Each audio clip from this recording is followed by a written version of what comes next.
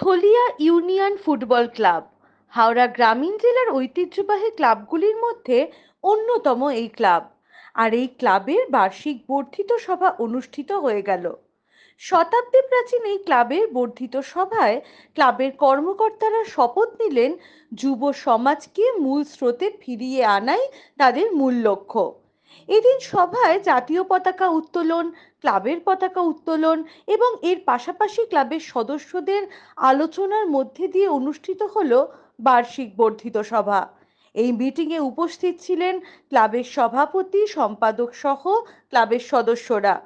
গত বছর উদযাপিত হয়েছে এই ক্লাবের জুনিয়র ফুটবল একাডেমি।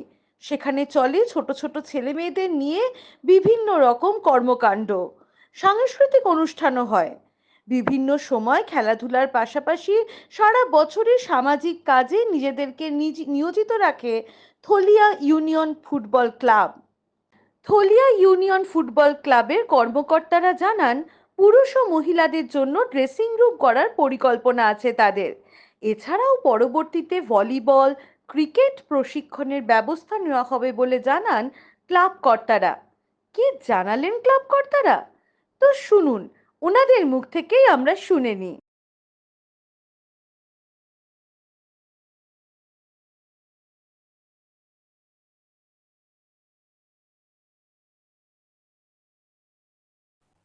আমাদের এই শতবর্ষ প্রাচীন ক্লাব 1920 সালে প্রতিষ্ঠিত, মূলত ফুটবল ক্লাব। তার বাইরেও অন্যান্য নানা খেলাধুলা এবং নানাবিধ সাংস্কৃতিক অনুষ্ঠানের সাথে সাথে সমাজ সচেতনতামূলক কাজকর্ম, যেমন ধরুন আমরা প্রত্যেক বছর নিয়ম করে blood donation camp, free health চেকিংয়ের ক্যাম্প, দুস্থ ছেলে মেয়েদের বই খাতাপত্র মানে পড়ার জিনিসপত্র দান করা, শীতকালে শীতবস্ত্র প্রদান করা, কোনো মুমূর্ষ রোগী তাকে চিকিৎসার জন্য ব্যবস্থা করে দেওয়া, এই ধরনের নানাবিধ সামাজিক কাজকর্মের সঙ্গে আমরা যুক্ত থাকি।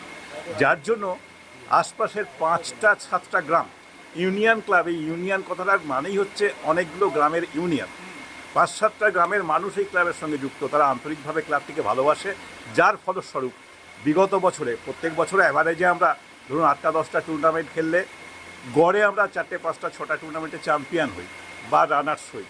এর বাইরেও এই এলাকার এই অ্যাসোসিয়েশনের বাইরে আমন্ত্রিত টুর্নামেন্ট থাকে, সেখানেও আমাদের টিম খেলতে যায় এবং সেখানেও কিন্তু যথেষ্ট সাফল্য আছে।